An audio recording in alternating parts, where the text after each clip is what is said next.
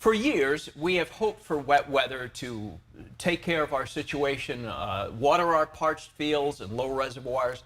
Well, drought relief is here. The New Year's massive storm did help us. What's coming today will be like that, but just not quite. I'm Bria Love, and we're also going to share how you can stay prepared ahead of the storm that's moving in. So let's get straight to Storm Watch this morning. Let's take a live look outside of Sacramento right now.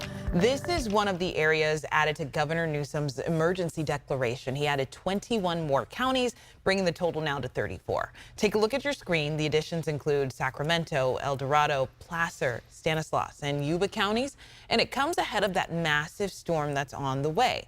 Officials say emergency personnel and staff are on the ground in the affected areas.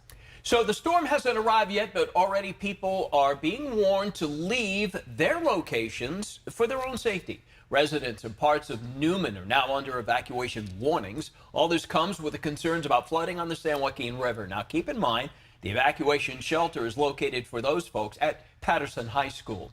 We'll have more information on our website, abc10.com. We also have team coverage for you this morning. ABC 10's Bridget Biorlo standing by with a look at how people are preparing for the next big storm starting today. And we do weather and traffic every 10 minutes. ABC 10's Jordan Tolbert is at the traffic center watching the roads for any delays on your morning commute.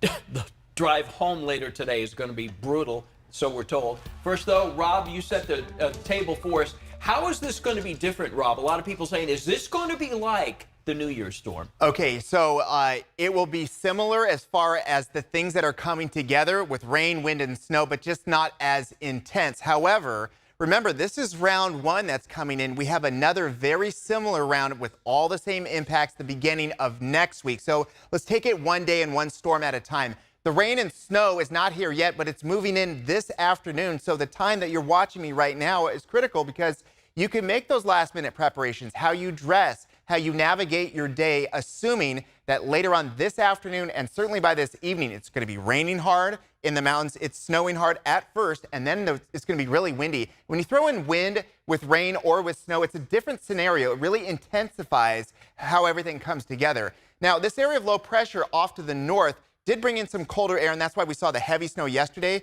But what's coming in next is a much warmer and wetter storm. And it's starting to move in through the coastal range, Bay Area right now. It's going to be here later on this morning into the early afternoon. So right now, we're okay. A couple hours from now, probably the early sprinkles. By noon, the heavy rain. Now, it's not windy yet, and we have no visibility issues as of right now. So any mountain travel, the time to do it is right now, because watch what's going to happen by this afternoon. It's snowing hard, it's raining hard, and all of that only intensifies by the evening. I paused it at 6 p.m. here because this is one of the first peaks of the storm.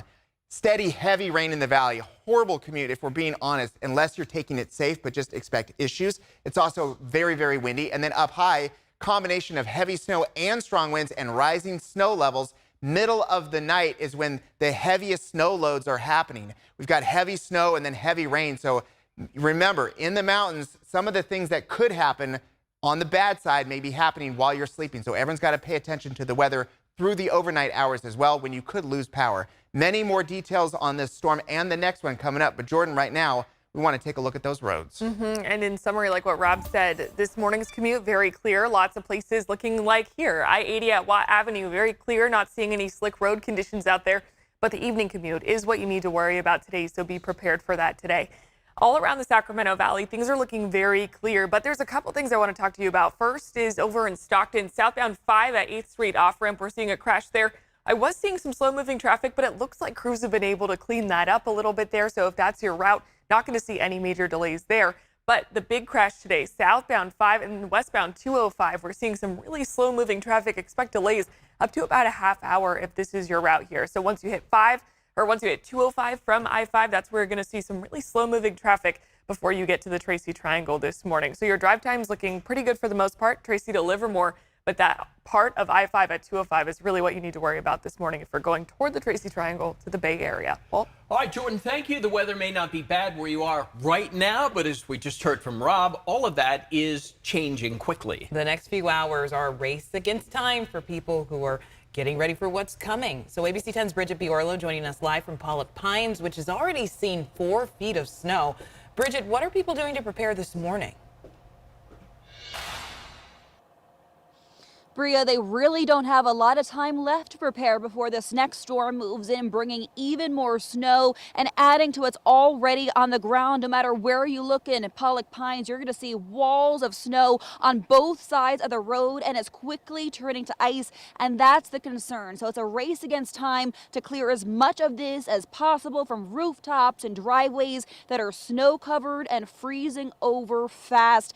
We have people out there shoveling every hour trying to break through the ice, but it certainly can be a daunting task and even a costly one, with many people having to hire snow removal crews to get this stuff cleared out.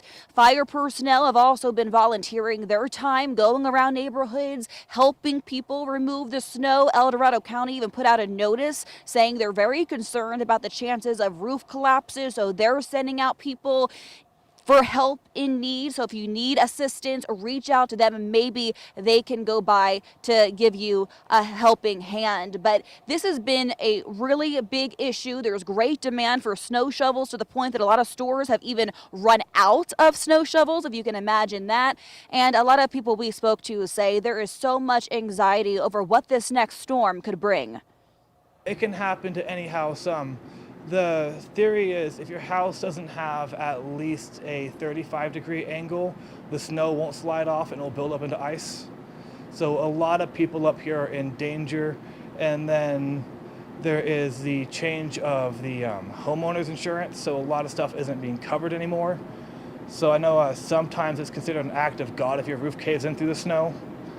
So it's just a real stressful time for a lot of the community up here. And you can feel that stress just by speaking with locals who are also worried about the chances for power outages. We're talking about 40-mile-per-hour wind gusts in the valley, much stronger up here in the foothills. So it could easily bring down a power line, and people are being warned to prepare for just that. Get ready with warm blankets because it's cold outside. Get your candles, your batteries ready to go in case you're in the dark for some time. And also get your gas ready for generators if you have them, because be prepared to get snowed in. Some people we talked to say they've been snowed in for over a week's time already. Bria Walt. Yeah, Bridget, and for those who can get out, maybe use the morning hours this morning to stay ahead of whatever's to come. Thank you. The snow is just not letting up in the Sierra. People are having to dig their way out as they prepare again for another storm that's bringing more to the area. In Nevada City, a roof collapsed on a school gym. Thankfully, no one was inside at the time. Certainly hope that there's something that will help us get back in shape soon, because the people in the community who rely on this school are really going to be hurting. This gym is located in a separate building from the main school. None of the classrooms were damaged. Students will be able to return to school during the assessment and the rebuilding of the gym.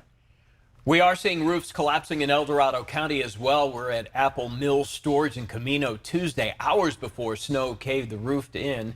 People there tell us more than 70 RVs, boats, and trailers were totaled.